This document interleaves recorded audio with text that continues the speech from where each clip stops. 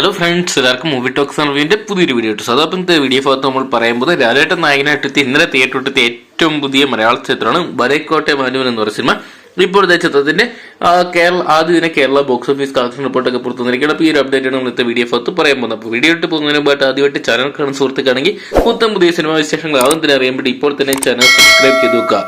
ലാലേട്ടനെ നായകനാക്കി ലിജോ ജോസ് പല്ലിശ്ശേരി അണിയിച്ചെടുക്കുന്ന ചിത്രമാണ് മരക്കോട്ടെ മാനുവൻ എന്ന് പറയുന്ന സിനിമ. എന്തൊക്കെയാണ് ചിത്രത്തിലെ സമ്മിശ്ര അഭിപ്രായങ്ങൾ തന്നെയാണ് ബോക്സ് ഓഫീസിൽ വന്നുകൊണ്ടിരിക്കുന്നത്.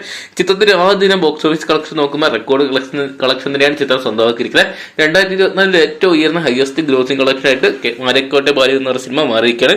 ആദ്യ ദിനം കേരള ബോക്സ് ഓഫീസിൽ നിന്നും 5,85 ലക്ഷം രൂപയാണ് ചിത്രം നേടിയിരിക്കുന്നത്. എന്തൊക്കെയാണ് ഒരു ഗ്രാൻഡ് ഓപ്പണിംഗ് നൽകിയ ചിത്രത്തിന് രണ്ടാം ദിനം ബോക്സ് ഓഫീസിൽ പതർന്ന കാഴ്ചയാണ് കാണാൻ സാധിക്കുന്നത്. എന്തൊക്കെയാണ് മരക്കോട്ടെ മാനുവനെ കാണാൻ വേണ്ടി പ്രേക്ഷകർ ഇരുകൈന്നിട്ട് തിയേറ്ററോട് ഇടിച്ചു കയറുന്ന കാഴ്ച തന്നെ കാണുന്നുണ്ട്. എന്നാൽ പോലും നെഗറ്റീവ് റിവ്യൂകളും അതോടൊപ്പം ഡീഗ്രേഡിംഗ് ചിത്രത്തിന് ശക്തമായിട്ട് തന്നെ നേരിടുന്നുണ്ട്.